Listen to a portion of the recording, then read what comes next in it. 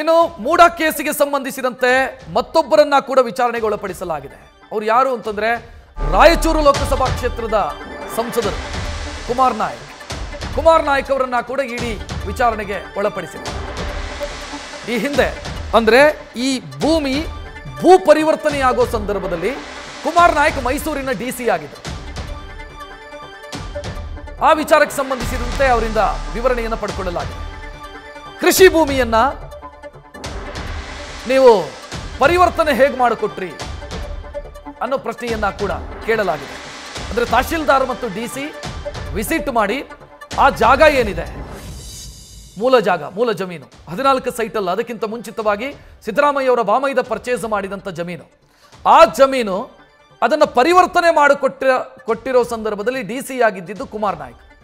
So ಅವರನ್ನು ವಿಚಾರಣೆಗೆ ಒಳಪಡಿಸಲಾಗಿದೆ.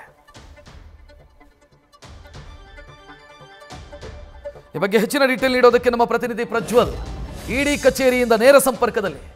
ಪ್ರಜ್ವಲ್, ಇಲ್ಲಿ ಕುಮಾರ್ ನಾಯಕ್ ಅವರ ಪಾತ್ರ ಏನು ಅನ್ನೋದರ ಬಗ್ಗೆ ದೂರುದಾರರು ನ್ಯಾಯಾಲಯದಲ್ಲಿ ವಿವರಣೆಯನ್ನ ಕೊಟ್ಟಿದ್ರು. ಸದ್ಯ ಏನಾಗ್ತಿದೆ ವಿಚಾರಣೆಗೆ ಸಂಬಂಧಿಸಿದಂತೆ ಹೆಚ್ಚಿನ ಡೀಟೇಲ್ ಏನು ಕೊಡ್ತೀರಿ ಇದಕ್ಕೆ ಸಂಬಂಧಿಸಿ?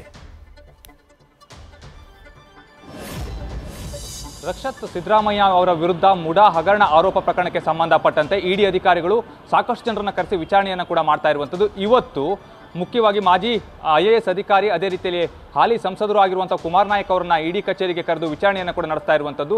ಇವತ್ತು ವಿಚಾರಣೆಗೆ ಹಾಜರಾಗಬೇಕು ಅಂತ ಹೇಳಿ ಇಡಿ ಅಧಿಕಾರಿಗಳು ಸಮನ್ಸನ್ನು ಕೊಟ್ಟಿದ್ರು. ಆ ಒಂದು ನಿಟ್ಟಿನಲ್ಲಿ ಕುಮಾರ್ ನಾಯಕ್ ಅವರು ಇಂದು ಇಡಿ ಕಚೇರಿಗೆ ಹಾಜರಾಗಿ ವಿಚಾರಣೆಯನ್ನು ಕೂಡ ಎದುರಿಸ್ತಾ ಇದ್ದಾರೆ. ಸುಮಾರು ಬೆಳಗ್ಗೆ 10:30 ಸುಮಾರಿಗೆ ಇಡಿ ಕಚೇರಿಗೆ ಅವರು ಆಗಮಿಸಿದ್ರು. ಇನ್ನೂ ಕೂಡ ಇಡಿ ಅಧಿಕಾರಿಗಳು ಅವರನ್ನ ವಿಚಾರಣೆ ಮಾಡುವಂತಹ ಒಂದು ಕೆಲಸವನ್ನ ಮಾಡ್ತಾ ಇದ್ದಾರೆ. ಹಾಗಾದ್ರೆ ಯಾಕಾಗಿ ಇವರ ವಿಚಾರಣೆಯನ್ನ ಮಾಡಬೇಕು ಅನ್ನುವಂಥ ಒಂದು ಪ್ರಶ್ನೆ ಏನಿದೆ ಅದು ಉದ್ಭವ ಆಗ್ತಾ ಹೋಗುತ್ತೆ. ಅದನ್ನ ನಾವಿಲ್ಲಿ ಗಮನಿಸ್ತಾ ಹೋದ್ರೆ ಪ್ರಮುಖವಾಗಿ ಇಲ್ಲಿ ಕುಮಾರ್ ನಾಯಕ್ ಅವರೇನಿದ್ದಾರೆ ಅವರು ಅಂದ್ರೆ 1998ರಲ್ಲಿ ಮುಡಾ ಏನಿರುತ್ತೆ ಈ ಒಂದು ಕೃಷಿ ಭೂಮಿಯನ್ನ ತಮ್ಮ ಒಂದು ಸ್ವಾಧೀನಕ್ಕೆ ಪಡ್ಕೊಳ್ಬೇಕು ಅಂತ ಹೇಳಿ ನೋಟಿಫಿಕೇಶನ್ ಅನ್ನು ಹೊರಡಿಸುತ್ತೆ. ಈ ಸಂದರ್ಭದಲ್ಲಿ ಅದರ ಮೂಲ ಮಾಲೀಕರು ದೇವರಾಜ್ ಅವರು ಏನಿರ್ತಾರೆ ಒಂದು ಪತ್ರವನ್ನು ಬರೀತಾರೆ ಡಿಸಿ ಅವರಿಗೆ 2000 ಇಸ್ವಿಯಲ್ಲಿ.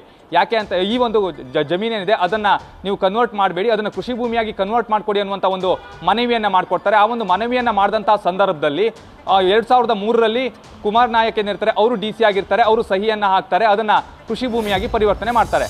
ಆದ್ರೆ ಇಲ್ಲಿ ಪ್ರಮುಖವಾಗಿರುವಂತಹ ಪ್ರಶ್ನೆ, ಕೃಷಿ ಭೂಮಿಯನ್ನು ಪರಿವರ್ತನೆ ಮಾಡೋದಕ್ಕಿಂತ ಮುಂಚಿತವಾಗಿ ತಹಶೀಲ್ದಾರ್ ಅವರಿಂದ ಕೂಡ ವರದಿಯನ್ನು ಪಡಿಬೇಕು. ಅದೇ ರೀತಿ ತಹಶೀಲ್ದಾರ್ ಅವರು ಕೊಟ್ಟಂತ ವರದಿಯನ್ನು ಆಧರಿಸಿ ಇವರು ಸಹಿಯನ್ನು ಹಾಕಬೇಕಾಗುತ್ತೆ. ಆದ್ರೆ ಇಲ್ಲಿ ತಹಶೀಲ್ದಾರ್ ಅವರು ಸ್ಥಳ ವಿಸಿಟ್ ಅನ್ನ ಮಾಡಿರೋದಿಲ್ಲ ಅನ್ನುವಂಥ ಒಂದು ಆರೋಪ ಏನಿದೆ ಅದು ಕೂಡ ಕೇಳಿಬಂದಿರುವಂಥದ್ದು. ಒಂದು ದಾಖಲಾತಿಯನ್ನು ಇಸ್ಕೊಂಡು ಅದಕ್ಕೆ ಅವರು ಮನೆಯಲ್ಲೇ ಕೂತು ಸಹಿಯನ್ನು ಹಾಕಿರ್ತಾರೆ ಅನ್ನುವಂಥ ಒಂದು ಮಾಹಿತಿ ಏನಿದೆ ಅದು ಕೂಡ ಲಭ್ಯವಾಗ್ತಾ ಇರುವಂಥದ್ದು. ಅಂದ್ರೆ ಸ್ಥಳ ಪರಿಶೀಲನೆಯನ್ನ ಮಾಡದೆಯೇ ಇವರು ಕೃಷಿ ಭೂಮಿಯಾಗಿ ಕನ್ವರ್ಟ್ ಅನ್ನ ಮಾಡ್ಕೊಟ್ಟಿರ್ತಾರೆ. 2004ರಲ್ಲಿ ಅದನ್ನ ಮಲ್ಲಿಕಾರ್ಜುನಯ್ಯ ಅವರಿಗೆ ದೇವರಾಜು ಅವರು ಮಾರಾಟವನ್ನ ಕೂಡ ಮಾಡಿರ್ತಾರೆ. ಅಂದ್ರೆ ನೀವು ಯಾವ ಮಾನದಂಡದಲ್ಲಿ ಹಾಗಾದ್ರೆ ಈ ಒಂದು ಭೂಮಿಯನ್ನು ಕೃಷಿ ಭೂಮಿಯಾಗಿ ಪರಿವರ್ತನೆ ಮಾಡಿದ್ರಿ, ಯಾವ ರೀತಿಯಲ್ಲಿ ಹಾಗಾದ್ರೆ ನೀವು ಆ ಒಂದು ರೂಲ್ಸ್ ಅನ್ನ ಫಾಲೋ ಮಾಡಿದ್ರಿ, ಯಾವ ಒಂದಿಷ್ಟು ಅಂಶಗಳನ್ನ ಇಟ್ಕೊಂಡು ನೀವು ಕೃಷಿ ಭೂಮಿಯಾಗಿ ಅದನ್ನ ಪರಿವರ್ತನೆ ಮಾಡಿಕೊಟ್ರಿ ಅನ್ನೋದ್ರ ಬಗ್ಗೆ ಕೂಡ ಇಲ್ಲಿ ಪ್ರಶ್ನೆಯನ್ನ ಮಾಡ್ತಾ ಇರುವಂಥದ್ದು. ಅದಕ್ಕೆ ಸರಿಯಾದ ಸಮಂಜಸವಾದಂತಹ ಒಂದು ಉತ್ತರವನ್ನು ಕೂಡ ಕುಮಾರ್ ನಾಯಕ್ ಅವರು ಕೊಡಬೇಕಾಗುತ್ತೆ. ಇಲ್ಲದೆ ಹೋದಂತ ಪಕ್ಷದಲ್ಲಿ ಸಾಕಷ್ಟು ಸಂಕಷ್ಟವನ್ನು ಕೂಡ ಅವರು ಎದುರಿಸಬೇಕಾಗುತ್ತೆ. ಯಾಕೆ ಅಂತ ಹೇಳಿದ್ರೆ ಇಲ್ಲಿ ಯಾರ್ದಾರು ಒತ್ತಡಕ್ಕೆ ಮಣಿದು ನೀವೇನಾದ್ರೂ ಆ ಒಂದು ಭೂಮಿಯನ್ನು ಕೃಷಿ ಭೂಮಿಯನ್ನಾಗಿ ಪರಿವರ್ತನೆ ಮಾಡಿಕೊಟ್ರ ಅನ್ನೋದ್ರ ಬಗ್ಗೆ ಕೂಡ ಇಲ್ಲಿ ಪ್ರಶ್ನೆ ಉದ್ಭವ ಆಗ್ತಾ ಹೋಗುತ್ತೆ. ಆ ನಿಟ್ಟಿನಲ್ಲಿ ಈ ಒಂದು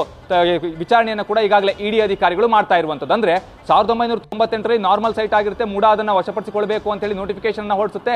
1 ಎಕರೆಗೆ 1 ಲಕ್ಷ ರೂಪಾಯಿಯನ್ನ ಕೂಡ ನಿಗದಿ ಮಾಡಿರುತ್ತೆ.